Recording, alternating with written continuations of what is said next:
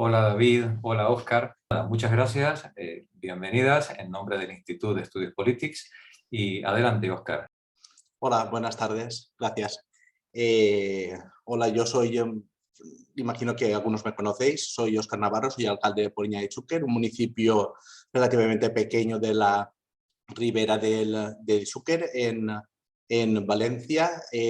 Primero que nada, dar las gracias por la invitación a participar en este acto, tanto a los colectivos de Esquerra Unida de nuestra comarca como al Institut d'Estudis Polítics, la Fundació d'Esquerra Unida del País Valencià. Creo que es un tema que es, básicamente es un tema que ha sido, es y será interesante y atractivo siempre porque todo aquello relacionado con la energía, con los combustibles, con el transporte, con la generación, con todo aquello que está alrededor de este sector ha sido una piedra angular de discusión crítica política siempre, pero sí que es verdad que en estos últimos tiempos estamos asistiendo a algo que si más cabe está teniendo un efecto dominó sobre todos y todas nosotros. Creo que habría que pensar, y por lo que estamos viendo, o sea, el incremento que ha ocurrido, sobre todo en España, pero imagino que es algo generalizado, con el tema es algo que está ahora de moda, el tema de la inflación, el aumento de los precios. Al final resulta que si intentas investigar un poco, si desligas el incremento del precio de los combustibles, pero sobre todo del coste energético de las familias y de las producciones, esa inflación prácticamente no existe o es prácticamente nula, pero al final entra en una espiral continua que implica a la larga un incremento en los costes de producción y en los costes de casi todos los productos a los que tenemos ciertas necesidades. Sí que es verdad que esto al final genera la dicotomía esa en la que estamos siempre, del ataque generalizado desde hace muchos años, que cada vez es más palpable, de esa economía neoliberal que intenta que todo de alguna forma se nos escape de las manos. O sea, al final se trata de crear una masa lo menos crítica posible y encima poner las cosas lo más difícil posible para que sea inentendible para ninguno de nosotros y de nosotras. Ahí al final habría que pensar que un sistema en el que nos venden algo que nadie entendemos qué nos están vendiendo, ni cómo nos lo están vendiendo, ni por qué se marcan unos precios, ni por qué no se marcan unos precios, ni eso dónde se produce, ni cómo se transporta, ni todo un sinfín de preguntas que podemos tener cualquiera de los que estamos y de las que estamos aquí. Eso implicaría de alguna forma que podemos sentirnos estafados, y eso es lo que nos estamos sintiendo, entiendo yo, que es estafados de alguna forma.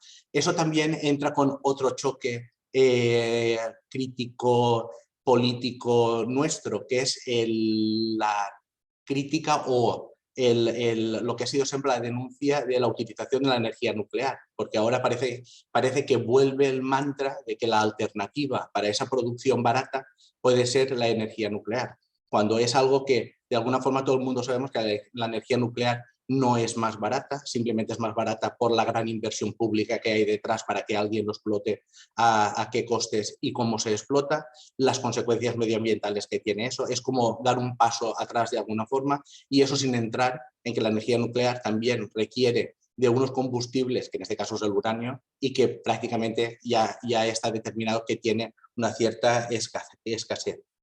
Entraríamos también, y creo yo que es otro de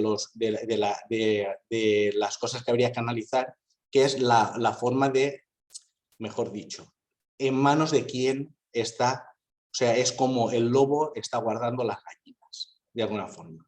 Porque siempre hemos tenido claro en principio para nosotros todo, pero incluso entrando pudiendo entrar en el sistema actual o pudiendo entrar en esa discusión, sí que es verdad que al final aquellos bienes que son esenciales para la supervivencia de la población de alguna forma no es lógico que estén exclusivamente en manos de algunos, o sea, que estén en manos privadas, pero incluso que estén en manos de 4, 5 o 6 corporaciones, personas, fondos, etcétera, etcétera. Eso también nos genera la duda de qué pasa si la gestión es pública.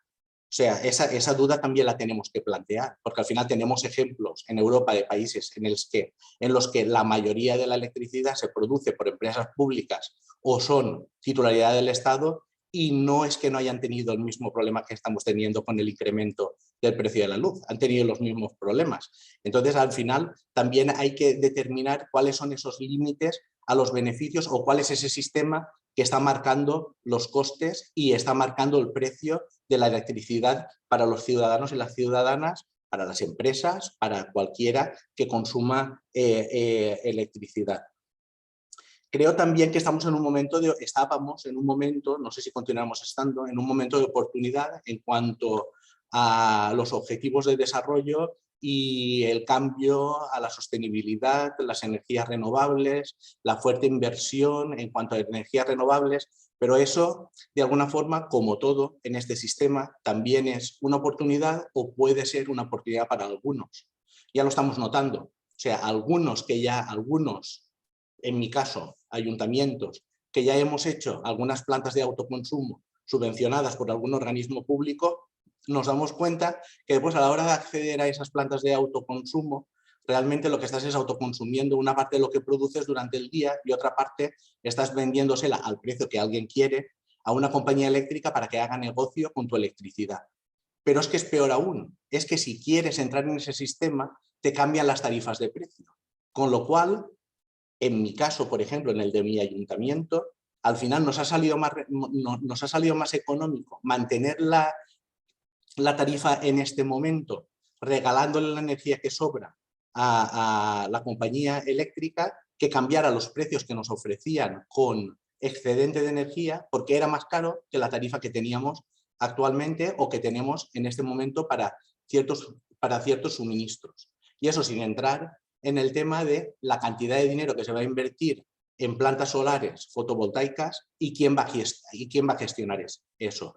Porque cuando entras al detalle o cuando ves aquellas solicitudes que están entrando en los propios ayuntamientos, te das cuenta de que hay grandes intereses en que se generen grandes plantas de producción eléctrica que vamos a financiar entre todos para que sigan algunos haciendo negocio.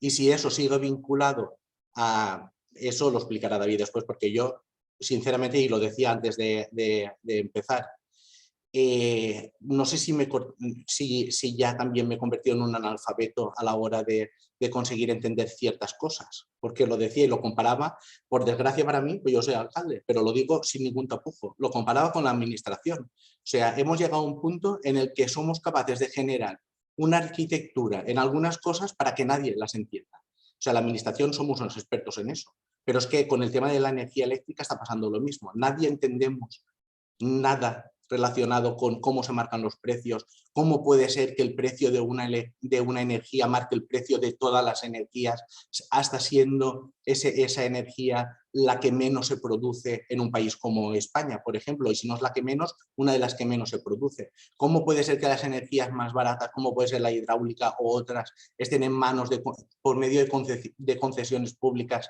en manos privadas que aprovechan los momentos en los que la electricidad es más cara para generar electricidad a coste cero prácticamente para vendérnosela a 400 euros el megavatio? O sea, son cosas que al final lo único que están haciendo es lo que decimos, o sea, generar una masa crítica que pasa absolutamente de todo y que solo pide la intervención en este caso, de las administraciones del Estado o el absurdo ese del cobro de impuestos del gobierno, como si el gobierno se quedara los impuestos de todos. O sea, solo pide la intervención cuando nos interesa de alguna forma. Mientras hay beneficios que sean para algunos, cuando no hay beneficios, que el papá Estado venga y nos rescate. Como decía, y por la sensación que se tiene con los fondos europeos de la nueva recuperación, y lo estamos viendo, el gran peligro es que eso se quede en manos de 4 que hagan un gran pelotazo un gran negocio, porque al final esos fondos no van destinados solo al sector público, van destinados al sector público y al privado. Y por desgracia muchas veces, incluso cuando hablamos de tecnología, el sector privado por desgracia está bastante más bien posicionado que nosotros como administración. Y da la sensación de que es probable que acabemos financiando una gran burbuja de generación de energías renovables para que las exploten algunos a coste prácticamente cero, para que después nos puedan vender la electricidad al precio que quieran. Espero, y os dejo con el compañero David Pineda, él es ingeniero industrial, está bastante informado y especializado en temas de generación de energía, de mercado eléctrico, y espero que él sea un poco capaz de darnos yo siempre lo digo con esto, aunque nos dé un rayito de luz, creo que será suficiente para que podamos entender algunas de estas cosas que, sinceramente, a la mayoría de los mortales se nos escapan por completo. Y creo que esa es la gran victoria. La gran victoria es que cojas una factura de luz y no sepas lo que estás leyendo. David, espero que puedas aportarnos algo en cuanto a todo esto. Gracias. Bien, pues muchas gracias al alcalde, Óscar, y en primer lugar agradecer a Esquerra Unida del País Valencià de Rivera y al Instituto de Estudios Políticos por la invitación a esta charla o este encuentro entre compañeros, y lo cojo un poco por donde lo dejaba Óscar, es decir, dar luz a todo este entramado jurídico, técnico y económico, pues bueno, no es nada fácil. No es nada fácil. Yo he preparado una pequeña presentación para intentar, bueno, en la medida de mis posibilidades y de lo más pedagógicamente posible, teniendo en cuenta que la pedagogía tampoco es una de mis grandes virtudes, bueno, intentar dar respuesta a algunas de las cuestiones que planteaba mi predecesor y que creo que, bueno, él dice que no entiende mucho del sector, pero creo que ha dado en todas las claves, ha ido haciéndose preguntas, incluso afirmaciones que comparto en gran medida y que son las claves para entender el sector. Hay algunas de esas claves o algunas de esas preguntas que se pueden resolver mediante la búsqueda de datos, investigación, etcétera, y hay otras que son más difíciles de encontrar públicamente. Pero bueno, yo voy a proceder a realizar la presentación, el PowerPoint que he preparado para esta charla. De hecho, lo he terminado hoy mismo, exclusivo para esta charla, y si os parece, yo no tengo problema en que se me interrumpa si algo no se entiende, puesto que creo que somos un grupo lo suficientemente reducido como para poder interaccionar, o si se considera que al final se hagan las aclaraciones que se estimen oportuno, pues por mi parte no habría ningún problema. Vamos a ver si soy capaz de compartir pantalla, que eso es lo primero. Agradecería que alguien me dijera que está ok. Estoy compartiendo, ¿no? Sí. Bien. Pues si os parece, comenzamos con la presentación. A ver si me acuerdo cómo hacía para el puntero. Vale. Bien. Bueno, pues perdón, porque es que tengo aquí una pantalla flotante que no sé cómo quitarla y me hace que no vea parte de la presentación. Aquí la puedo minimizar. Y además me veo a mí mismo y me... Bien. Bueno, el objeto de esta breve intervención voy a tratar de analizar de manera muy breve, porque el tiempo apremia, 4 elementos de lo que yo entiendo que nos puede dar un poco de aproximación a conocer algo sobre cómo se mueve este sector energético. En primer lugar, haré una brevísima introducción al contexto internacional energético, obviamente. Daré algunos datos sobre cómo es el consumo energético en España, qué fuentes de primaria utiliza y en qué consumimos energía en nuestro país. Enfocaré finalmente la presentación al sector eléctrico y por último, bueno, pues una serie de conclusiones o preguntas respecto a todo lo anterior y algunas de ellas conclusiones que no se vislumbran a lo largo de la presentación. Respecto al contexto internacional, bueno, pues a nivel mundial debemos tener en cuenta que el 80% de la energía que se consume en el mundo proviene de combustibles fósiles. Todo el consumo, bueno, todo no, el 80% del consumo energético mundial está enfocado a los combustibles fósiles. Estamos en un contexto en el que hay un incremento del consumo energético, hay una curva de crecimiento del consumo energético muy importante porque hay países emergentes que están en pleno desarrollo y que por lo tanto necesitan cada vez y en mayor medida el consumo de energía. Y estamos en presencia de un encarecimiento de los combustibles fósiles que no solamente se explican en función a cuestiones geoestratégicas y de especulación, que la hay y muchas. Hay especulación en el sector en cuanto a los precios, hay cuestiones geoestratégicas y bueno, estamos en presencia de una guerra en estos momentos que yo entiendo que uno de los motivos tiene que ver precisamente con esto, no digo que sea todo, pero una parte de las causas de esta guerra tiene que ver con el problema mundial en combustibles fósiles, pero al mismo tiempo este encarecimiento de los combustibles también debe tenerse en cuenta por varias cuestiones más. En primer lugar, porque...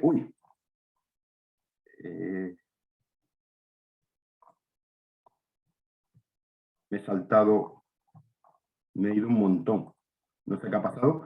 En primer lugar, porque algunos de los combustibles fósiles, como el petróleo o el carbón, algunos científicos plantean, algunos estudios científicos plantean que han alcanzado sus picos máximos de producción. Es decir, no es que se hayan agotado, pero que difícilmente se puede conseguir producir más anualmente de lo que se está produciendo ahora. Eso, en contraste con un crecimiento de las necesidades energéticas, pues genera un conflicto y una contradicción importante. En segundo lugar, hay una cuestión a tener en cuenta que tiene que ver con el consumo interno de los países exportadores de combustibles fósiles. Es decir, muchos de estos países, Nigeria, Argelia, la propia Rusia, etcétera, bueno, empiezan a necesitar parte de esos combustibles fósiles que antes dedicaban prácticamente en su totalidad a la exportación. Cada día es mayor las necesidades que tienen ellos mismos de consumir esos recursos propios, por lo cual cada vez los combustibles que hay al servicio de la exportación o al servicio de otros países pues es menor. Y en último lugar, estamos en presencia de un agotamiento de los yacimientos con menores costes extractivos. El petróleo, el gas, etcétera, no es algo que esté, o no siempre por lo menos, no es algo que esté en una bolsa que pinchas y sale. En muchas ocasiones bueno, se encuentra entre rocas, en porosidades de roca, en areniscas, etcétera. Es necesario un proceso de inyección para su extracción, etcétera. Obviamente, cuando se descubren los yacimientos, pues las propias petroleras o gasísticas lo que hacen es explotar primero aquellos yacimientos que tienen una mayor facilidad de extracción y por lo tanto ese es el petróleo y el gas barato que hemos consumido a lo largo del siglo pasado y principios de este siglo. Eso poco a poco se va agotando y cada vez más son los yacimientos que quedan en los que hay que consumir una mayor cantidad de energía y por lo tanto hay mayores costes para extraer la misma cantidad de combustibles fósiles. Es un poco un contexto así, un poco breve, pero me quería enfocarlo sobre todo a la cuestión de los combustibles fósiles. En segundo lugar, quería hablar un poco sobre el consumo energético en España. Estos datos son del año 2019, porque los del 2020 considero que no son fiables por aquello de la pandemia, hubo una reducción importante de los consumos energéticos, y los del 2021 yo no tengo todavía el informe del 2021 ni creo que haya salido. Bueno, un poco, aquí vemos un poco cuál es la cantidad de energía primaria que consume nuestro país. Esto está expresado en kilotoneladas equivalentes de petróleo. Aquí os he puesto una conversión. Bueno, para los que tengáis un mayor dominio de este tipo de magnitudes, bueno, pues una tonelada equivalente de petróleo equivale a 11,63 megavatios hora. Tampoco es necesario entenderlo, pero bueno, porque no sé por si queréis tener algún orden de magnitud. Lo importante aquí es que en esta franja que tenéis aquí, vemos la forma en la que consumimos energía en nuestro país. Así, en electricidad, esto es aproximadamente un 22% de la energía que consumimos en España. Es decir, la electricidad supone únicamente el 22% de la energía que consumimos en total y el resto, a excepción de aquellas renovables que no tienen que ver directamente con la electricidad, como pueden ser pues, yo qué sé, las placas de calentamiento de agua, etcétera. Esto es decir, que no son renovables, que se transforman exclusivamente en electricidad, pues como podéis ver, gas natural, carbón cada vez menos y productos petrolíferos constituyen el 78% prácticamente de la energía que consumimos en nuestro país. Y, por último, en esta última columna, por llamarla de alguna forma, porque realmente no es una columna, tenemos en qué gastamos la electricidad. Así podemos ver, por ejemplo, que el mayor consumidor, la energía, el mayor consumidor de energía en nuestro país, el sector es el transporte, en el que empleamos aproximadamente el 41% de la energía que consumimos en nuestro país. En segundo lugar estaría la industria, que consume el 28% aproximadamente de la energía total que consumimos en el país, y el resto es otros que, bueno, lo he simplificado un poco aquí, ¿de acuerdo? Y supondría, bueno, pues la parte residencial, que sería el 56% de esta parte, es decir, en realidad es aproximadamente el 17% de la energía que se consume en nuestro país, se consume en nuestros hogares, el 11% en servicios, etcétera, y aproximadamente el 3% en el sector primario. Aquí pone agricultura, y realmente en este momento yo creo que eso es más bien ganadería y agricultura, y que es posible que me haya confundido al hacer este gráfico. Seguimos con el consumo energético. ¿Cuáles son nuestras fuentes primarias de energía? Esto habrá cambiado, pero no creamos que ha cambiado demasiado, ¿vale? Nuestras fuentes de energía primaria, es decir, lo que utilizamos para crear electricidad o para mover los vehículos, etcétera, en España se emplea un 11% de energía nuclear.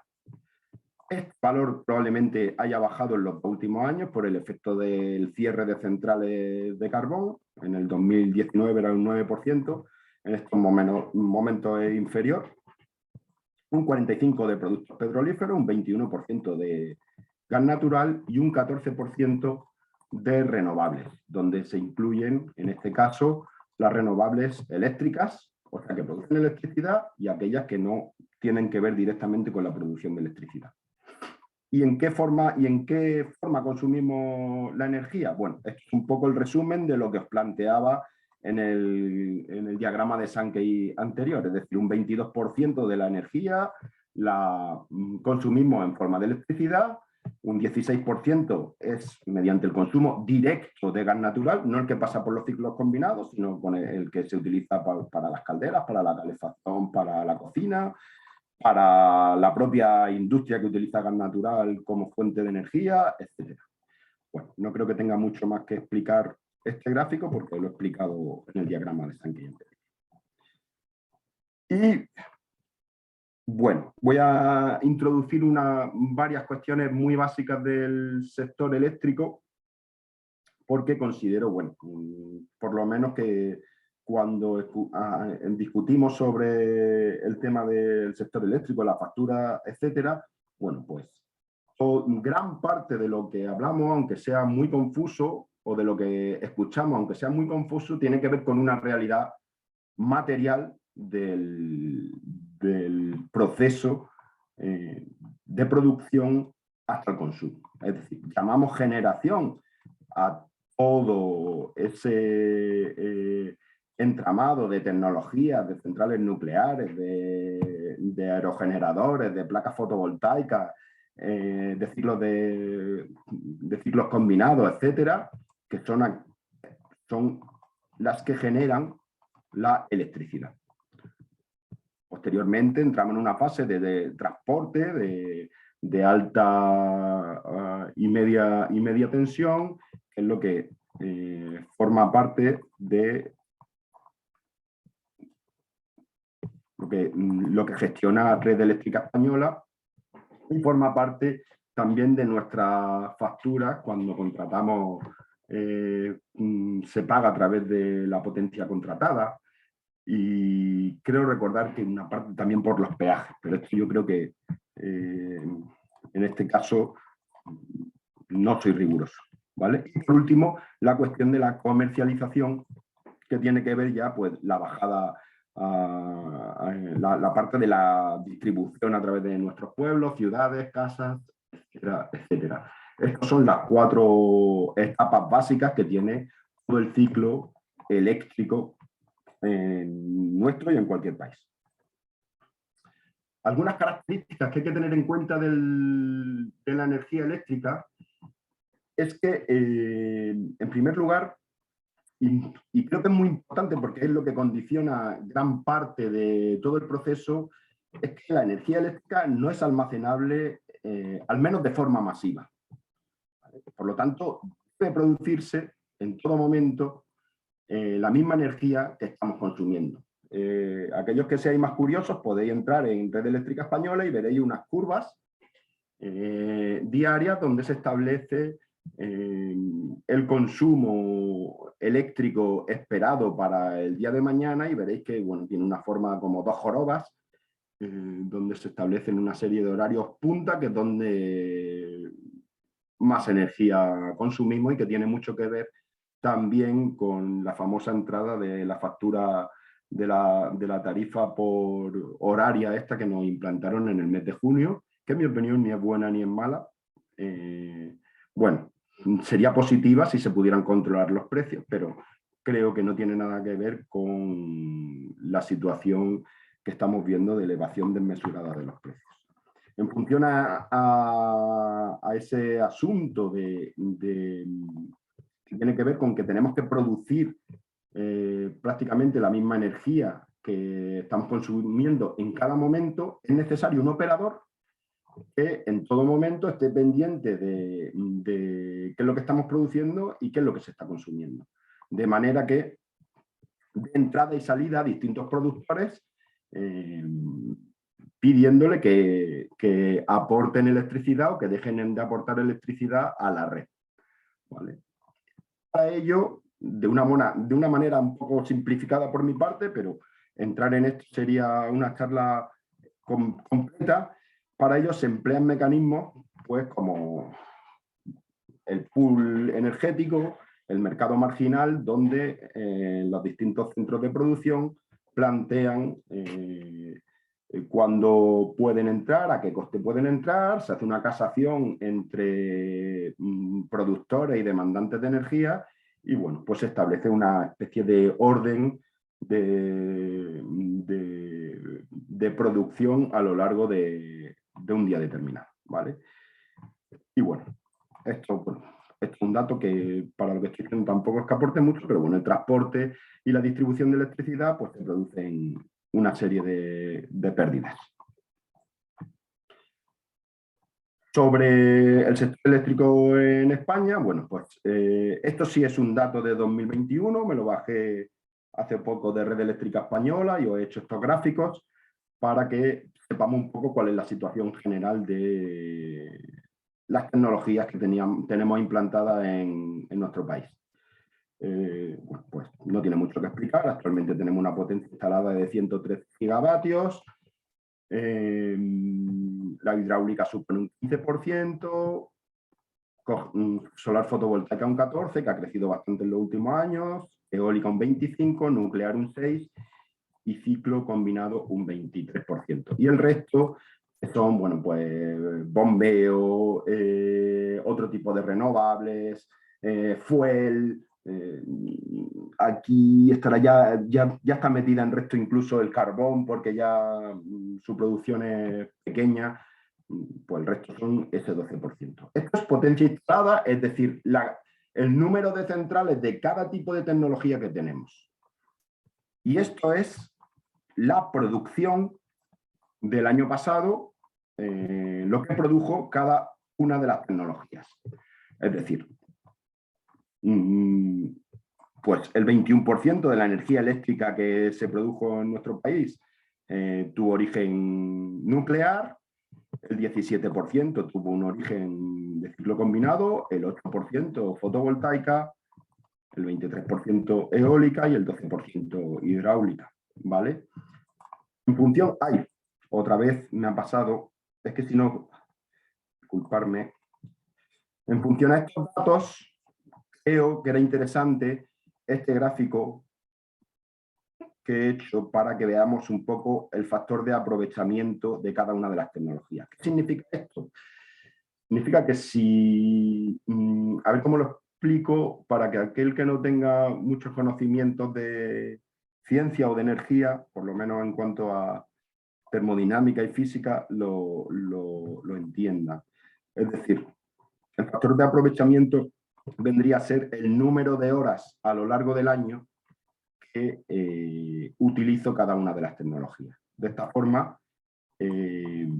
pues la energía nuclear, que esta que tenemos aquí, tuvo un factor de aprovechamiento del 87%, es decir, en el 87% del tiempo de día, de noche, festivos, no festivos, etcétera, de los 365 del año, estuvo operativa el 100% de la potencia instalada.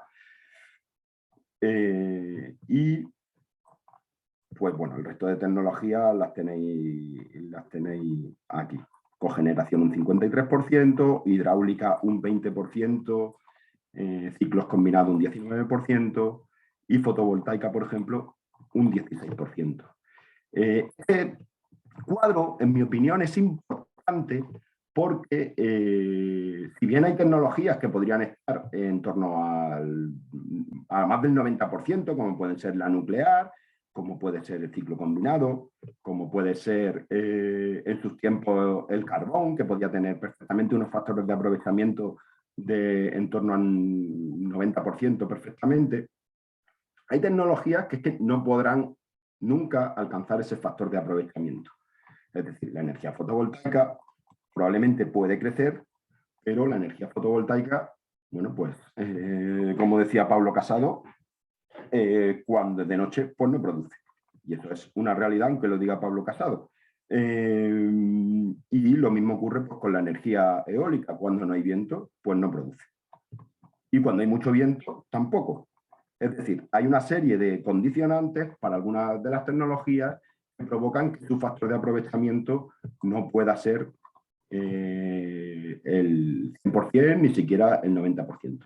Y esto es, hay que tenerlo en cuenta porque a la hora de plantearse una transición energética como nos estamos planteando, pues habrá que saber que sustituir 1 MWh de energía nuclear no es implantar 1 MWh de energía solar fotovoltaica, sino que hay que multiplicar por 5 o por 6 el número de megavatios de energía fotovoltaica para poder suplir la energía nuclear. Esto en cuanto a términos de producción general. Luego, en cuanto a términos de producción concreta a diario, pues en otras complejidades que no sé si trataré a lo largo de esta pequeña introducción. Y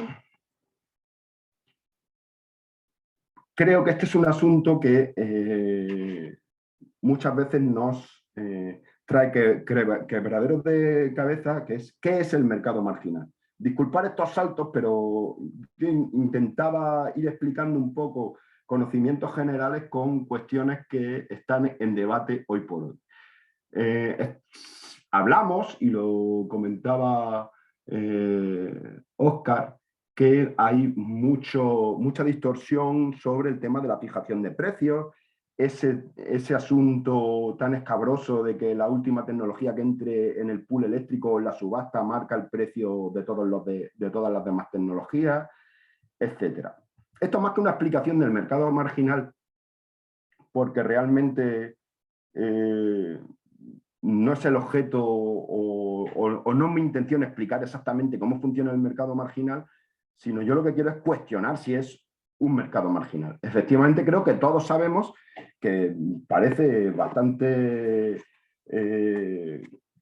como mínimo, se asemeja a una estafa, como decía Óscar anteriormente, se asemeja a una estafa que yo tenga que estar pagando energía producida por una central hidráulica cuyo coste real de producción, ni siquiera marginal, es decir, cuyo coste total de producción está por debajo de los 20 euros megavatio hora, entre 10 y 20 euros, incluso hay hidroeléctricas que plantean que han producido por debajo de 10 euros megavatio hora, lo tengamos que estar pagando a 250, 214 o 400, como pasó el 8 de marzo, a 400 euros el megavatio hora.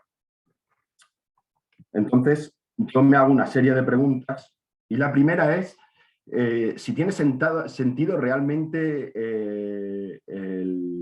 un mercado de tecnologías. Es decir, si eso obedece a algo real. Porque las distintas tecnologías no compiten entre sí. Realmente colaboran entre sí. Es decir, cuando uno observa el pool energético, si fuera ideal, que luego veremos que no lo es, pues obviamente a todo el mundo plantearía que, oye, primero que produzcan aquellas tecnologías que tienen un menor coste y conforme vayamos necesitando más energía, que se vayan incorporando energías que tienen un mayor coste de producción eléctrica. Eso es que cae por su propio peso y es de perogrullo. Oye, si mañana se prevé condiciones climatológicas favorables para la energía eólica, ponme todos los aerogeneradores a funcionar, porque obviamente el coste de que se pongan a funcionar es mínimo, en tanto en cuanto los postes están instalados, hombre, tiene un mantenimiento, etcétera, pero el coste de activar el aerogenerador es mínimo respecto al de otras tecnologías, como pueda ser el gas o pueda ser extinto o en vía de extinción carbón, etc.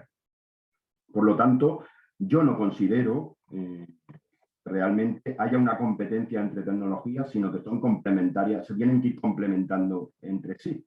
Cuando no hay viento y no hay sol, pues tienes que acudir a otro tipo de tecnología. Por lo tanto, no compiten entre sí. No entiendo cuál es el concepto de mercado de unas tecnologías que compiten. Yo creo que es es un mercado absolutamente ficticio, porque además recordemos que al final todas pertenecen a 3, 4, 5 empresas y que controlan realmente cuándo entra y a qué precio entra cada una de sus distintas tecnologías en subasta. Por lo tanto, considero que ya el término mercado y competencia no tiene sentido en el sector eléctrico. Cuestiono también el mercado, por eso mismo cuestiono el mercado del CO2. Es decir, yo cuestiono que sea necesario poner una tasa de emisiones de CO2 en el sector eléctrico, en tanto en cuanto, por varias razones. Primero, porque esa tasa en su día se implantó pensando que así se favorecía a las energías renovables. Lo pongo en cuestión, pero bueno, venga, aceptaremos ese razonamiento, aunque creo que no es real. En el momento en el que las energías renovables van a entrar siempre antes que cualquier emisor o cualquier tecnología que emita CO2, este impuesto está bien como recaudación, pero lo terminamos pagando nosotros. Y no solo lo pagamos nosotros en el precio de la energía proviene de tecnologías que emiten CO2, sino que estos 20 euros megavatio, que alrededor de este importe está actualmente el mercado de CO2, que es otro mercado, que eso ya es para analizarlo aparte también. Al final estos 20 euros megavatio me los estamos incorporando al precio final de lo que me produce la hidráulica, la fotovoltaica, etcétera, etcétera, etcétera. Por lo tanto, yo cuestiono, por lo menos en este momento, que ese mercado de CO2 sirva para algo más que para incrementar el precio de nuestras facturas. Y otra pregunta que me hago es si es realmente un mercado marginal. Es decir, un mercado marginal tendría que ser aquel en el que las distintas tecnologías entren en mercado en función a lo que es un coste marginal. Es decir, que es aquel coste que asume cada tecnología cuando produce una unidad adicional de energía. Es decir, el coste marginal, en el coste marginal no se incluyen ni costes fijos ni nada de eso. Se incluye en mi situación actual que me cuesta mañana producir 1 kilovatio más, 1 kilovatio hora más. Tanto, pues ese es mi coste marginal. Eso no ocurre realmente en este mercado. Y como ejemplo voy a poner dos. Respecto al gas. Si os fijáis, si sois aficionados a ver gráficas, la electricidad o el precio máximo de la electricidad normalmente duplica el precio que marca el MIB gas para el megavatio hora de gas. Es decir, si el megavatio hora, que hoy no lo he mirado, lo tenía mirado, pero está, en estos días está en torno a 100, 110 euros el megavatio hora. Es decir, si el MIB gas tiene un precio diario de 100, 110 megavatios hora, al día siguiente nos encontraremos un precio de electricidad de aproximadamente el doble. Esto tiene una base material realmente, ¿vale? Y es que por cada megavatio hora de gas, los rendimientos que obtiene un ciclo combinado pues son 0,54 megavatios hora de electricidad. Es decir, todo el poder calorífico del gas no se convierte en electricidad. Tiene un rendimiento que los ciclos combinados tienen una media de rendimiento del 54%. Por eso, más o menos, el precio de la electricidad suele ser aproximadamente el doble del precio del gas en el MIB gas. Esto se puede buscar en internet y puedes estar viendo gráficas de estas todos los días y a qué precio estaba el año pasado, etcétera. Os aconsejo, el que tenga curiosidad, que lo busque. Pero yo me hago una pregunta. ¿Realmente los ciclos combinados compran el gas al precio que marca el MIB gas? Porque esa es la referencia para marcar el precio en el mercado marginal, pero eso es totalmente falso, porque Naturgy hace contratos a largo plazo. Entonces no es creíble que si hoy sube el precio del gas a 200 euros el megavatio hora, mañana estén entrando en pool los ciclos combinados a 400. Tienen contratos a largo plazo y a precio fijo. De hecho, Tanto es así que Argelia ha anunciado, también en función a la posición de, como sabéis, de la posición del gobierno de España respecto al Sáhara y otras cuestiones más, Argelia ha anunciado que está pensando en replantearse los precios que tiene en este momento con España y en concreto con Naturgy. Sonatrach, de hecho, es copropietario de Naturgy. Sonatrach es la empresa de gas argelina. Con lo cual, hace indicar que en estos momentos Naturgy no está comprando el gas al precio que dictan los mercados a futuros ni los mercados diarios del gas, etc. Sin embargo, en el mercado marginal no se están metiendo como si Naturgy o el resto de ciclos combinados compraran este gas a ese precio, cosa que es absolutamente falsa. Es un dato difícil de encontrar, por cierto. Llevo bastante tiempo intentando encontrar cuánto compra el gas Naturgy, pero debe ser secreto de Estado porque es bastante, yo no lo he encontrado. Y un elemento más que no tiene que ver con, o que desdice que estemos en presencia de un mercado marginal, es lo que todos sabemos, y es que se está produciendo una especulación absoluta con la entrada de la energía hidráulica en el pool eléctrico. Lo vimos, he destacado sobre todo este julio del 2021, está pasando lo mismo ahora, pero es bastante sospechoso que cuando empezó a subir el gas, la electricidad de esta manera tan desorbitada a finales de mayo, junio, julio, agosto del año pasado, si os fijáis, esto también es público, se puede encontrar en red eléctrica, no en red eléctrica, esto se puede encontrar en la OMIE, es muy fácil de encontrar. Aquí te dice todas las horas del día y estos son todos los días del mes de julio del año pasado. Bien, cada uno de estos cuadritos lo que viene a indicar es qué tecnología ha marcado el precio máximo en cada una de esas horas. Y si os fijáis, para sorpresa de todos, en el 55% de las horas del mes de julio, quien marcó el precio máximo, es decir, el precio final de la energía eléctrica en el mercado mayorista fue la energía hidráulica. Y el ciclo combinado, que era, se supone, el motivo por el que estaba subiendo tanto la electricidad, puso el precio máximo en el solamente. En este caso creo que es riguroso decir solamente en el 20% de las horas del mes de julio.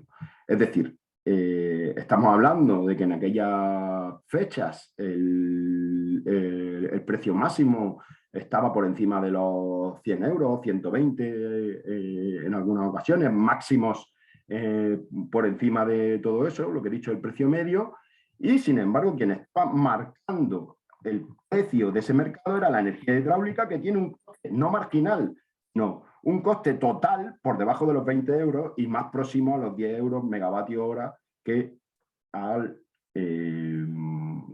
los 20 euros megavatio hora. Si buscáis esto mismo en el mes pasado, quizás no sea el 55%, pero estará en torno al 40%, 40 y pico por ciento. La verdad es que no lo he mirado y no está ofertando ya a 100, está ofertando a más de 200 euros el megavatio hora. Es decir, eso es una cuestión puramente especulativa, aunque ellos le llaman coste de oportunidad, le pueden llamar como quiera, pero lo que no es, desde luego, es un coste marginal. Y están utilizando un recurso público, como es el agua, para obtener un beneficio astronómico, marcando unos precios que normalmente están un poquito por debajo. Ellos entran un poquito por debajo del ciclo combinado para asegurarse que meten su producción y que además la meten a un precio muy alto, con lo cual esto es un mercado fenicio auténtico y nada tiene que ver con la realidad material de la producción y el coste de producción de electricidad. Es un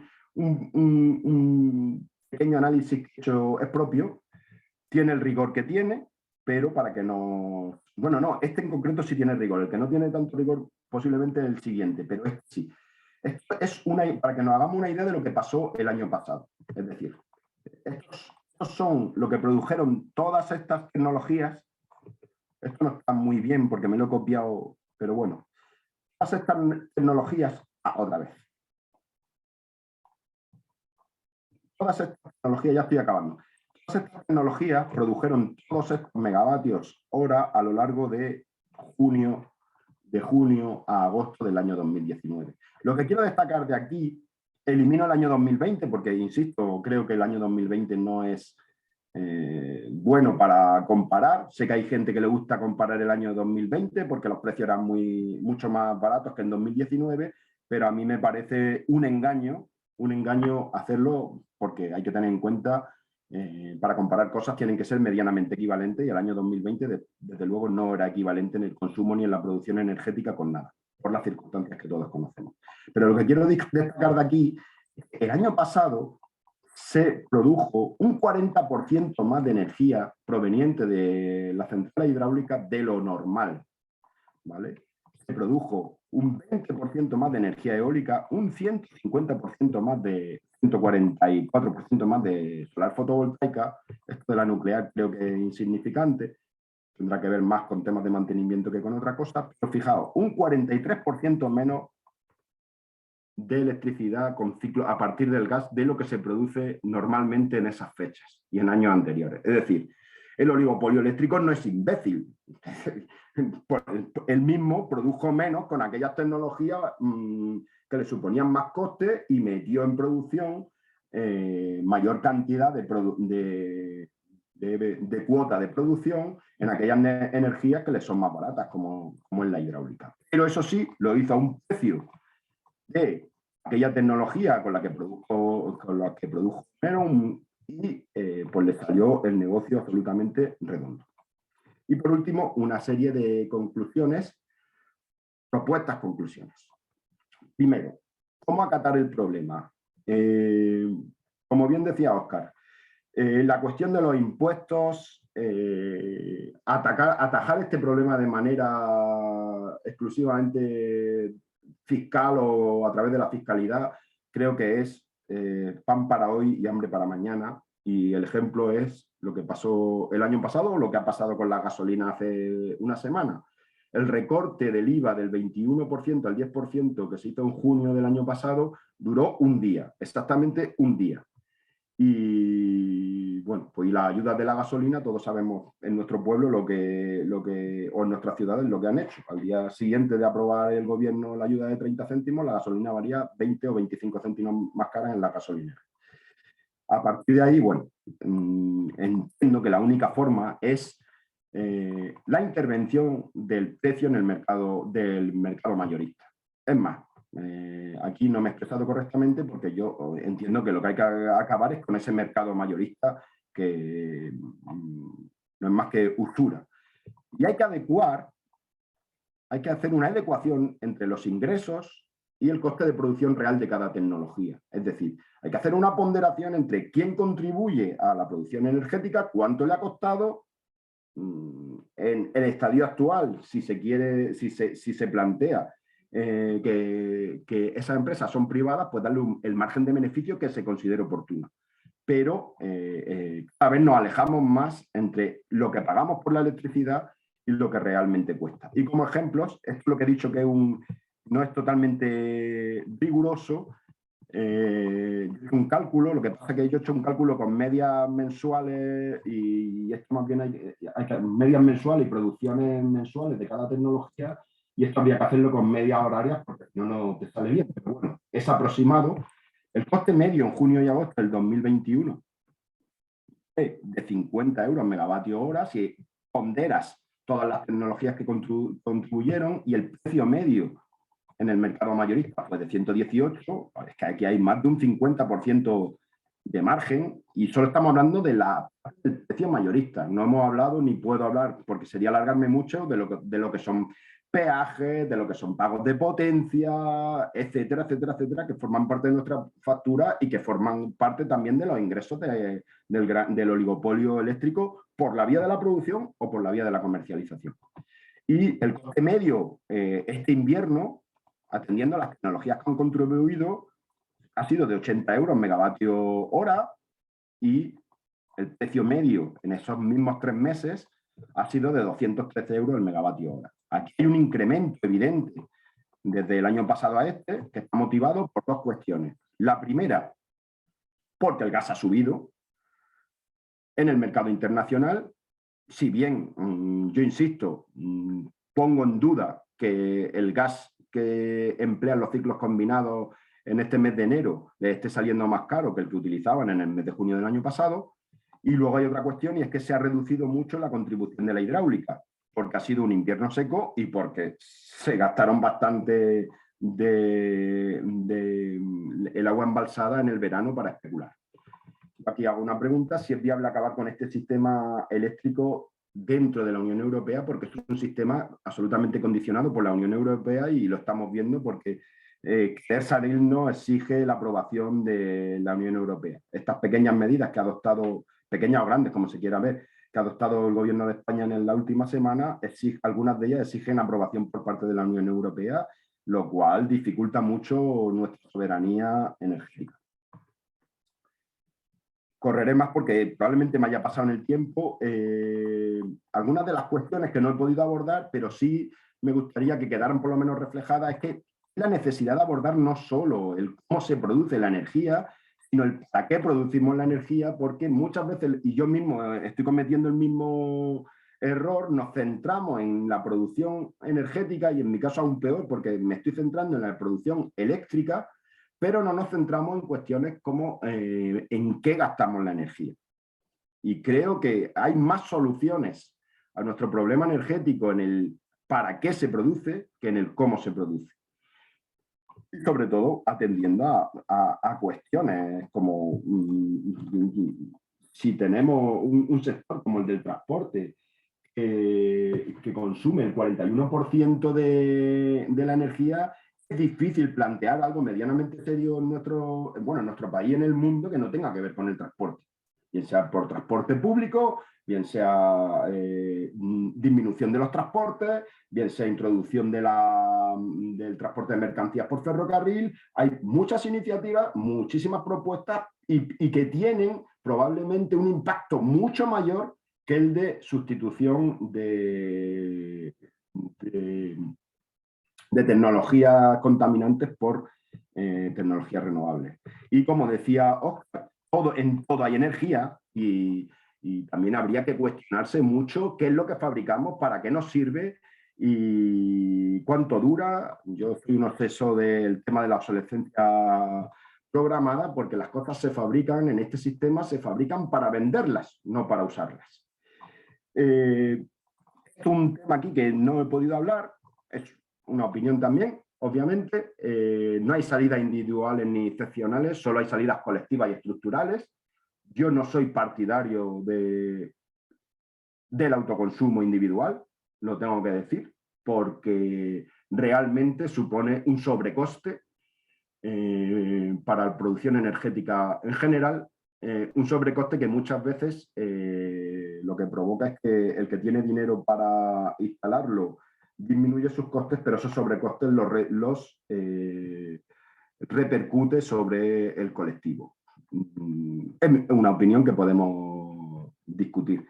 No es que esté en contra de las comunidades energéticas, todo lo contrario, pero no soy partidario a priori de las soluciones individuales ni del autoconsumo individual de la energía.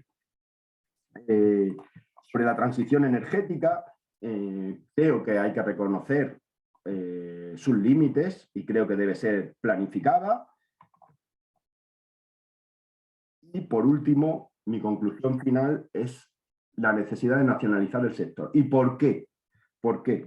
Porque es necesaria una planificación en la implantación de tecnología. Es algo que tampoco he podido abordar en esta charla, pero son múltiples los conflictos territoriales que tenemos por la forma tan desordenada en la que se están acometiendo la instalación de nuevas centrales fotovoltaicas, todo lo que tiene que ver con las megaplantas fotovoltaicas, etcétera, etcétera, etcétera. En Valencia hace poco tuve la oportunidad, el fin de semana pasado, la anterior no recuerdo, estuve en Valencia dando una charla y algún alcalde tenían conflictos precisamente por la implantación desordenada de ese tipo de instalaciones.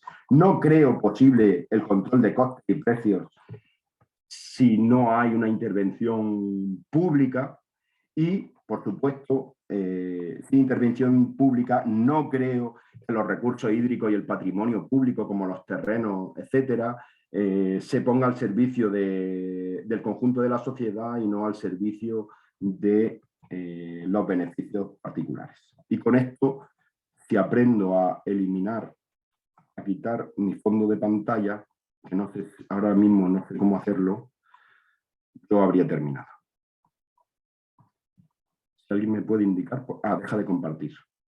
Aquí. Muy bien, no sé si me he alargado mucho, si lo he hecho, disculpadme. Y me han quedado muchas cosas por explicar y supongo que habré generado dudas y algunas de las conclusiones que he planteado ni las he tocado a lo largo de la charla, pero bueno, sé que generan debate y me gusta ponerlas. Muchas gracias. David, permítame que intervenga brevemente, nada más, para ayudaros en la coordinación del acto. Antes pediste que abriera los micros de la gente para que pudiera intervenir. Si Óscar está de acuerdo, yo no tengo ningún problema en hacerlo y como somos pocas personas, yo creo que no va a haber problema. Simplemente pido que solamente abran el micro las personas que van a hablar y luego lo vuelvan a cerrar otra vez para evitar que se metan ruidos dentro de la conversación, ¿vale? Yo en ese sentido lo planteaba a modo de, como veo que somos pocos, si alguien quiere participar, me parece interesante.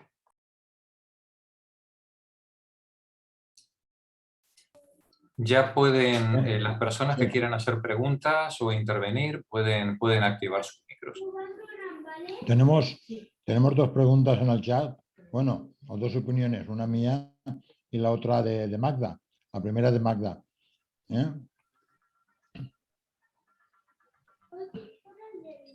Magda pregunta, si lo he entendido bien, el consumo eléctrico es menor en España que la energía eléctrica que producimos. Y en algún sitio parece que ha leído que no haría falta producir más energía eléctrica. ¿Podéis acceder al chat? Óscar y David. Sí, Asensio. Yo estaba leyéndolo. Vale, pues sí. Sí, un poco la pregunta entiendo yo que es, ¿tenemos capacidad o producimos? En este caso yo creo que tenemos capacidad para producir más electricidad en la que realmente se utiliza. Entiendo que es la pregunta, que es lo que se ha entendido de una de las diapositivas. Y al mismo tiempo, como en el inicio quedaba palpable de alguna forma que la utilización es más intensiva en cuanto a energía primaria que en cuanto a energía eléctrica, si esa sobreproducción que se pudiera producir de electricidad no podría ir destinada a mejorar algunas de las cosas que implican un mayor consumo de energía primaria, como puede ser el transporte, por ejemplo. Eso creo que era la pregunta que lanzaba la compañera. Y también la mía va relacionado, no la había leído del todo, la estaba escribiendo también. También va sobre el problema de potenciar la red ferroviaria y el transporte de mercancías, que lo has nombrado a última hora, David. Sí, bueno, sobre la pregunta que hace Magda, ese dato no lo he calculado, lo podría hacer, pero si no recuerdo mal, la potencia que utilizamos diariamente estaba en torno a 40 gigavatios y la que tenemos instalada son 113, es decir, realmente utilizamos aproximadamente, bueno, pues el 40, el 30 y algo % de nuestra capacidad productiva en cuanto a electricidad estoy hablando. Podríamos producir mucho más, sí, pero como he explicado y dada la intermitencia de algunas tecnologías, dada también que las centrales tienen, determinadas centrales tienen periodos de parada y mantenimiento, etcétera, siempre hay que tener más potencia instalada de la electricidad que tú necesitas. Yo en eso no soy un experto, la verdad. Creo que el sistema español está sobredimensionado. Eso creo que es una realidad, pero bueno. Luego, no sé si he entendido bien la pregunta, es así, en algún sitio he leído que hace falta producir más energía eléctrica. Vamos a ver. Esto es una decisión también estratégica. Nosotros hemos dicho que tenemos un consumo de energía X y que solamente el 22% tiene que ver con la electricidad. El 78% restante no tiene que ver con la electricidad. Y de ese 78%, la mayor parte es combustible fósil. ¿Podríamos reducir la cantidad de combustibles fósiles incrementando la tasa de necesidad de energía? Es decir, algunas de las cosas o de las actividades que hacemos mediante combustibles fósiles son electrificables y por lo tanto podríamos producir más electricidad y consumir menos. Pues bueno, en cierta medida sí, pero lo que está muy claro es que el 100% de la energía que consumimos en nuestro país no se podría electrificar. Primero porque hay cosas que no son directamente, hay actividades energéticas que no son electrificables. Eso es lo primero. Y lo segundo, porque producir esa cantidad de energía eléctrica exigiría y encima, si lo queremos hacer con energía alternativa, sería multiplicar nuestras instalaciones actuales, pero en unas dimensiones astronómicas. Yo hice un cálculo, en España hay un 4% de nuestro territorio está edificado, quiere decir, hay carreteras, hay puertos, hay viviendas, etcétera. Bueno, pues en placas fotovoltaicas necesitaríamos mayor espacio de placas fotovoltaicas de la que actualmente está, de las edificaciones que existen actualmente en nuestro país. Eso es por dar un poco la dimensión. No estoy diciendo que haya que, pero por dar un poco esa dimensión solo para producir la energía eléctrica que necesitamos, ya para producir toda la energía que consumimos, imaginaos, por multiplicar eso por 8, perdón, por 4. Es decir, hay que ver un poco cuál es el volumen real de las cosas que comentamos a veces. Por lo tanto, por eso yo insisto en que creo que hay más posibilidades, no de solucionar, porque yo, no sé, a corto plazo no le veo tampoco, no veo que podamos eliminar esta contradicción entre necesidades energéticas, producción energética, medio ambiente, etcétera. Desde luego, al corto plazo no está, y al medio creo que tampoco. Pero creo que hay más soluciones en qué gastamos la energía y en cómo reducimos nuestro consumo energético que en transformar la energía que consumimos, electrificar, etcétera. Y os lo dice alguien que hace 1 año y medio estaba planteándose esa tesis y en alguna charla incluso la planteaba, pero luego te pones a analizar y realmente tiene el mundo, ya no España, tiene el mundo capacidad para electrificar absolutamente todo. Tenemos recursos suficientes, tenemos cobre suficiente en el mundo para electrificar absolutamente todo el mundo. Tenemos la capacidad de sustituir todos los motores de combustibles fósiles en motores eléctricos. Una batería de un coche eléctrico necesita mover 217 toneladas de corteza terrestre para obtener los elementos metálicos que lleva esa batería. Multiplicar eso por el número, por los miles de millones de motores que deberíamos fabricar para sustituir los motores de combustible fósil.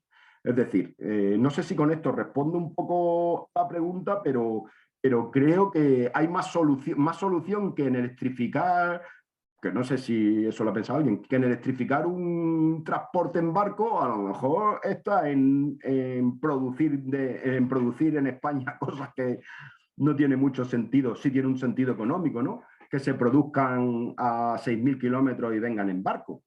Quizás las soluciones estén más en esa vía que en seguir manteniendo un sistema absolutamente basado en lo económico y en el que no hay, de verdad, a mí me gusta mucho decirle, en el que no se tiene en cuenta más la especulación que el segundo principio de la termodinámica. Es decir, hay unas leyes físicas, vivimos en un planeta finito y con esto termino, no sé si he respondido a la pregunta correctamente, pero con esto termino, pero creo que alimentar el mito del progreso tecnológico que va a dar solución a todos nuestros problemas actuales es un error, porque es ir dando pasos hacia un precipicio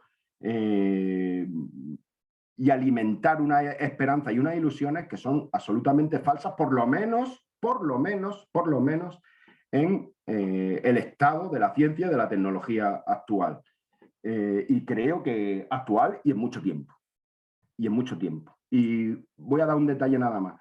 Las baterías, que cuando habló Pablo Casado, lo he dicho, lo de Pablo Casado, porque a mí me fastidió un poco que todo el mundo se riera de Pablo Casado, que es verdad que, bueno, que el hombre dice cosas que son para reírse y políticamente es mezquino y despreciable, pero cuando dijo lo de es que la fotovoltaica por la noche no produce, y entonces empezaba a reírse mucha gente y que si la batería, etcétera.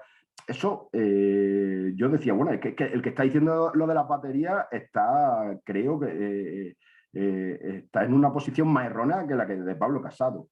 Es decir, las baterías hoy por hoy existen, pero plantearse un sistema de batería a escala macro es algo absolutamente, compañeros, algo absolutamente inviable. Inviable. Vale casi lo mismo una batería para una planta fotovoltaica de 1 megavatio, una batería vale $500.000. Pues ahora elevar eso a los 103 gigavatios, es decir, esos 103 gigavatios que yo he dicho, multiplicarlos por 1000 y ahora multiplicarlos por el $500.000, es decir, y eso solo para nuestro país. Y ahora, ¿de dónde sacamos todos los elementos que componen esa batería? Es decir, es algo que, en mi opinión, no está al alcance tecnológico para implantarlo a escala mundial, ni siquiera a escala europea, en estos momentos. No sé si tengo alguna pregunta más. Y por último, veo algo que están planteando aquí, están planteando el tema del transporte. Y yo insisto, yo es que creo que por eso me gusta plantear siempre en las presentaciones en qué consumimos la energía, porque es que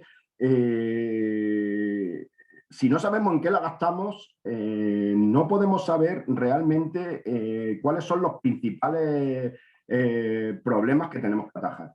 Y si el transporte en nuestro país consume el 40% de la energía, el transporte en nuestro país es uno de los principales sectores que hay que acometer para afrontar un proceso de revolución energética, de ahorro energético o como lo queramos llamar. El transporte por carretera, eso no lo he puesto, lo tengo por ahí preparado en otra charla que di en otra ocasión. El transporte de mercancías por carretera en España es una cosa absolutamente demencial. Y el poco uso que se le da al transporte de mercancías por ferrocarril en nuestro país es algo que es para hacérselo mirar profundamente.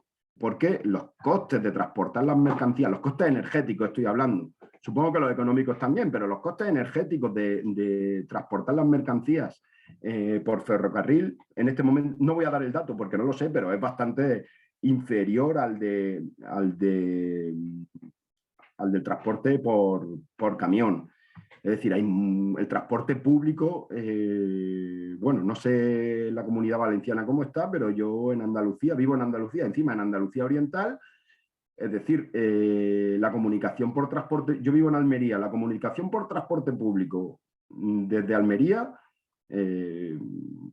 os podría decir que es inexistente.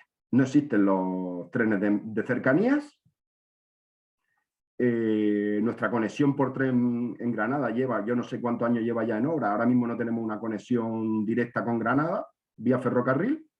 Tenemos un avión a Madrid que vale lo que no está escrito y no tenemos conexión, la están construyendo, ¿no? Pero no tenemos conexión ferroviaria hacia el Mediterráneo. Es decir, eso es un completo absurdo. No se ha promocionado el transporte público en nuestro país, ni de pasajeros, ni de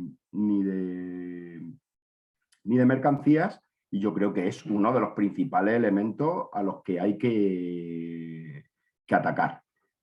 El transporte urbano igual, y hay otras cuestiones que tienen que ver, insisto, con en qué consumimos la energía. Cuando desde Izquierda Unida se plantean muchas veces los temas de construcción, de aislamiento de las viviendas, etcétera, es que eso es verdad. Quiero decir que es que el dato creo que lo tengo, hablo de memoria en este caso y no me voy a alejar mucho. El 40% de la energía que se consume de media en una vivienda en España tiene que ver con la climatización. Por lo tanto, claro que hay que tener construcciones lo más energéticamente sostenibles posible. Por supuesto, y eso supone un ahorro energético, no para los bolsillos del que vive en la vivienda, sino yo creo que hay que entender que tener en este caso un sentido patriótico de lo que consume el país. Nuestro país es uno de los países con mayor dependencia energética de toda Europa. Europa está en torno, vuelvo a hablar de memoria, pero en torno al 70% de dependencia energética del exterior. Nosotros estamos en el 80% de dependencia energética del exterior. Si a nosotros nos cierran, nos ponen un muro, el 80% de la energía lo perdemos. Y Europa el 70%. Es decir, creo que hay que abordar, insisto, con muchísima celeridad en qué gastamos la energía y cómo reducimos ese gasto energético. Y creo que ya he respondido a todo. No sé si, Óscar, no sé si... Sí, yo creo un poco que David, y un poco relacionado con lo que estabas comentando, creo que aquí sí que ya estamos hablando ya de yo creo que sí que más de un gran choque, o yo entiendo, un gran choque ideológico, y que falta, desde mi punto de vista, mucha pedagogía y mucha discusión. Porque claro, estamos hablando de algo básico. Cuando hablas de obsolescencia programada o de alguna cosa relacionada con eso, realmente estamos hablando de crecimiento. Es que no hablamos de decrecimiento. Podemos seguir creciendo infinitamente cuando los recursos son finitos. Podemos continuar amansando plusvalías económicas que no sabemos de dónde salen, que generan capacidades económicas para comprar 6 planetas cuando tenemos uno.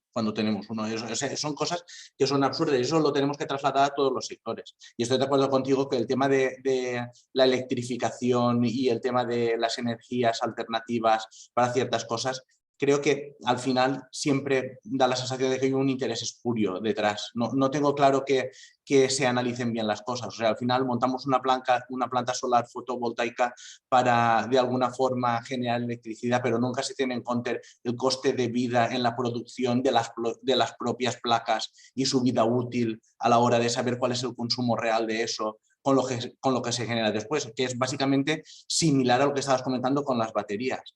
Las baterías seguramente es una de las tecnologías que, por desgracia para todos nosotros, menos ha evolucionado en los últimos años al compás de cómo van evolucionando otras cosas. Y después también teniendo en cuenta que huyamos de los elementos o de los combustibles fósiles, no quiere decir que no tengamos que tener presente que cualquier cosa que consuma un combustible fósil directamente es muchísimo, muchísimo, muchísimo, muchísimo más eficiente que cualquier cosa que consuma una electricidad que se ha producido derivada de un combustible fósil con una eficiencia pequeña y que se ha producido a lo mejor a miles de kilómetros y se pierden porcentajes elevadísimos en el transporte, en la transformación, etcétera, etcétera. Entonces, a veces, estoy de acuerdo contigo, o sea, nos falta un marco global, sea, que alguien... Pero claro, al final yo creo que venimos al principio. Si quien guarda las gallinas es el lobo, todo esto no interesa. Todo esto no interesa, o sea, nos pasamos la vida subvencionando cosas raras para evitar que el transporte sea más barato, para evitar el precio de la gasolina, de la electricidad, no sé cuántos, y nadie se plantea que el transporte urbano en las grandes ciudades podía ser gratuito. Simplemente gratuito. Si lo estamos pagando para otras cosas, que sea gratuito. O sea, queremos favorecerlo de verdad, que sea gratuito. Paguémoslo de los impuestos. O sea, no subvencionemos cosas raras, subvencionemos lo que realmente va a provocar una gran disminución del consumo. Y bueno, no quiero extenderme tampoco porque podríamos estar así ya hablando horas y horas y creo que nos cansaríamos, pero creo que el gran debate es ese. O sea, tenemos que empezar a hablar de cosas que son horrorosas de oír para la gente, lo siento, pero eso hemos sido tradicionalmente nosotros, por desgracia. O sea, siempre hemos repetido mantras que nadie quiere escuchar y cuando le tenemos que decir a la gente que tiene que renunciar a ciertas cosas, pues será difícil de explicar, pero habrá que explicarlo, porque no podemos continuar. El ejemplo básico es el de las televisiones. O sea, yo tengo una televisión de 80 pulgadas, la de antes consumía 200 vatios, la de ahora consume 1200. Pues bueno, pues yo quiero y no voy a tener una, voy a tener 4. Y encima un split en cada habitación.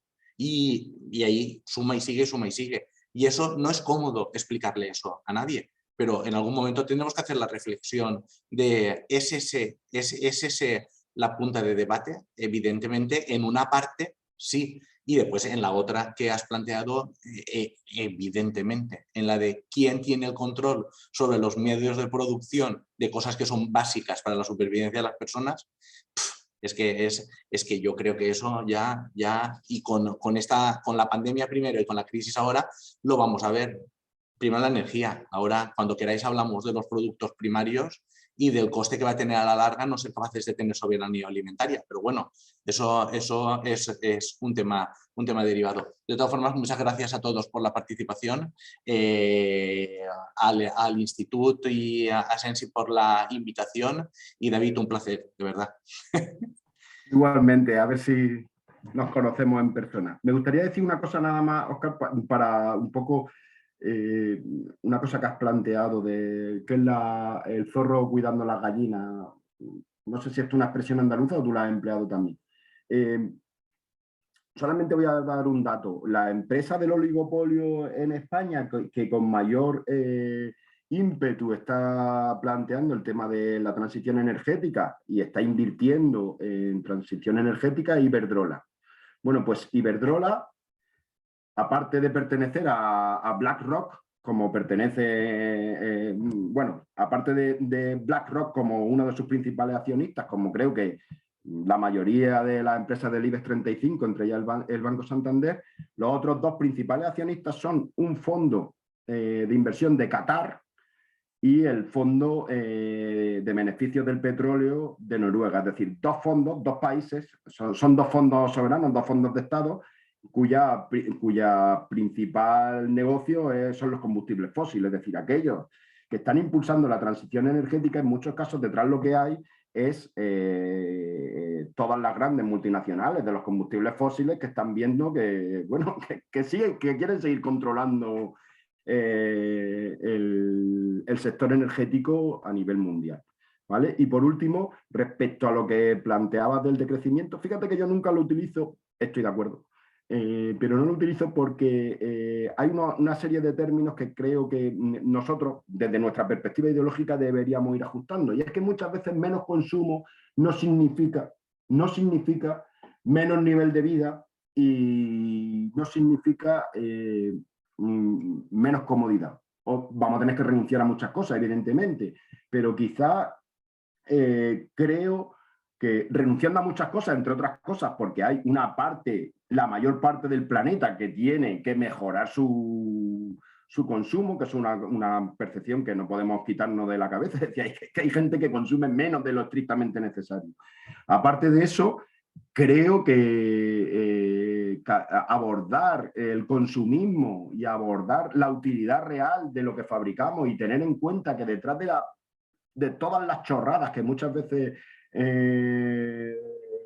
se compran, hay un gasto energético, un gasto de recursos naturales, que muchas veces su única utilidad es el entretenimiento instantáneo y en otra es un cierto estatus social. Es decir, como tú bien decías, plantear en términos políticos algo así, bueno, pues nos va a dar muchísimos quebraderos de cabeza, no vamos a simpatizar o a priori no va a simpatizar con nosotros mucha gente, pero creo que es nuestra obligación hacerlo. Siempre hemos estado un poco a contracorriente y creo que debemos seguir estándolo porque desde luego mantenernos en la corriente, abordarnos a alcanzar el abismo. Insisto, muchas gracias a todos por la invitación, por las preguntas y cuando consideréis oportuno estoy disponible para lo que necesitéis. Me anoto la sugerencia, David. Me anoto porque es algo que ya había pensado muchas veces, porque encima muchas veces utilizamos vocabulario nosotros mismos que al parecer pesimista puede echar atrás. O sea, hablar de decrecimiento es algo peyorativo de alguna forma. Entonces hay que enfocar eso de forma que pueda ser vendible sin que pueda parecer lo que dices tú. O sea, que estamos renunciando a vivir, a vivir con cierta comodidad. Y no es verdad, no estamos renunciando a eso ni a nada básico. Estamos renunciando a aquellas cosas que alguien ha determinado que nosotros tenemos que asumir que son necesarias para nuestra vida sin que lo sea. O sea, así de sencillo. O sea, me lo anoto porque ya me lo había planteado alguna vez, pero está claro. ¿Puedo hacer una pregunta de última hora? Claro. ¿Se me oye? Sí. Oye, quisiera saber, ¿tiene alguien la respuesta de por qué la Unión Europea se niega tajantemente a cambiar la fijación de precios de la energía?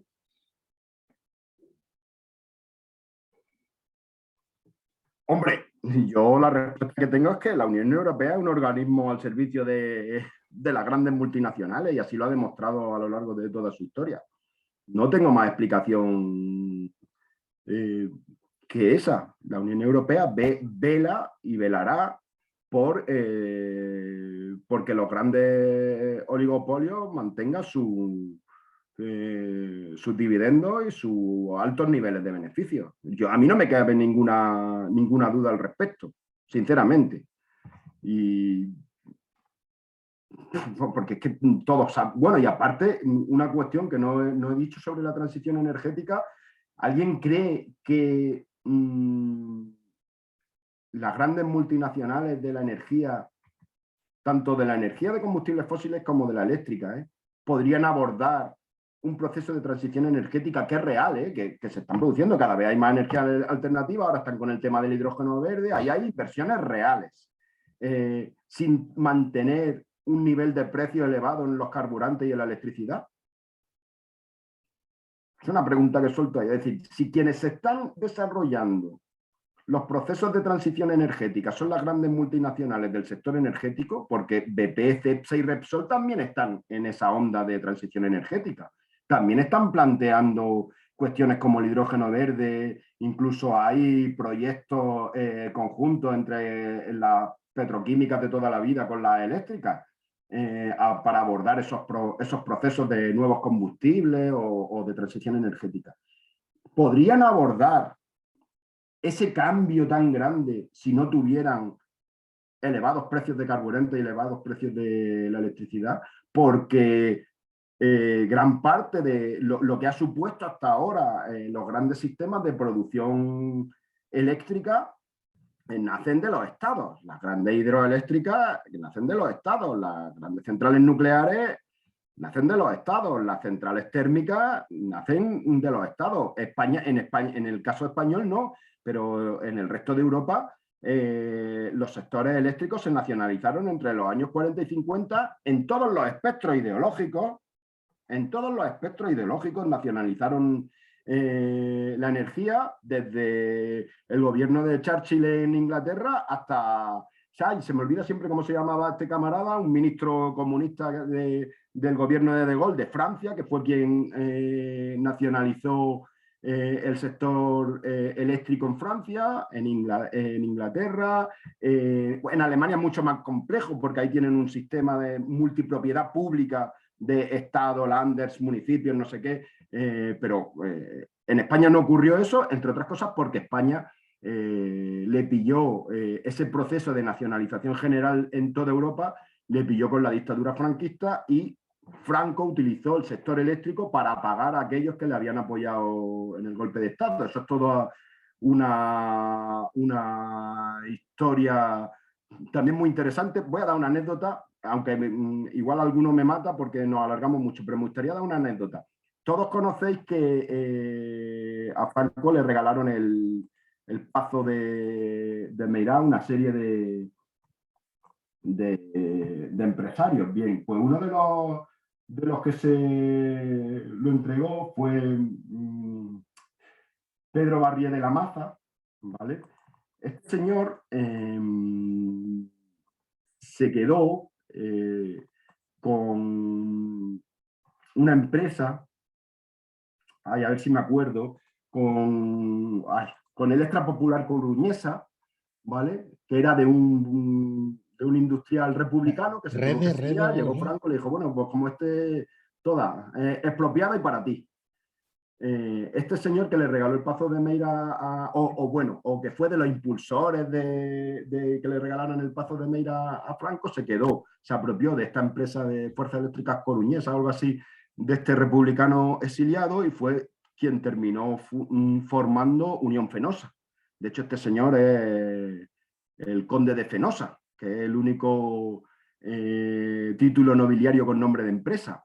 Es decir, detrás de todo ese proceso que hubo en Europa de nacionalización e impulso, etcétera, en España no ocurrió porque el franquismo utilizó todo esto para pagar a los March, por un lado, que se quedaron con FEXA, con Fuerzas Eléctricas de Cataluña, se la robaron directamente a los suizos, aunque se llamaba la canadiense, creo que cuando la robaron los Marx, porque fue un robo, ya era de capital suizo, etcétera, etcétera, etcétera. Es decir, detrás de todo este entramado energético hay un poder de las multinacionales en España y en Europa absolutamente descontrolado, que no controla ni nuestro gobierno, ni controla la Unión Europea, ni controla absolutamente nadie. No sé si con esto he respondido. Como empecemos a hablar de la evolución del sector eléctrico en España, tengo para 2 horas más, porque tengo aquí desde el 1800 no sé cuánto, cómo han ido evolucionando todas las empresas. Me dio una eso, David, yo creo, David, Óscar, Asensi, yo creo que te comprometemos para una segunda parte, ¿no? No nos vamos a quedar, no nos vas a dejar con la miel en la boca, ¿no? Hay cosas interesantes. Bueno, pues yo creo que es una hora prudencial. Me han gustado las 2 intervenciones, la de Óscar y la de David, tremendamente. Yo creo que nos abre, quizás nos quedan pendientes ahí una serie de cuestiones, lo de incidir en la nacionalización de algunas empresas, tener ese control que no tuvimos, que también sería una de las cuestiones de las que nosotros como organización deberíamos ir asumiendo y ir también, igual que reivindicamos la República, por reivindicar que esa nacionalización de esas empresas. Y pues nada, agradeceros muchísimo el tema. Quedamos pendientes para otras actividades en las que podáis participar y podamos disfrutar con vuestras charlas, vuestra experiencia y vuestra sabiduría. Muchas gracias. Gracias a todos, un placer. Igualmente, gracias.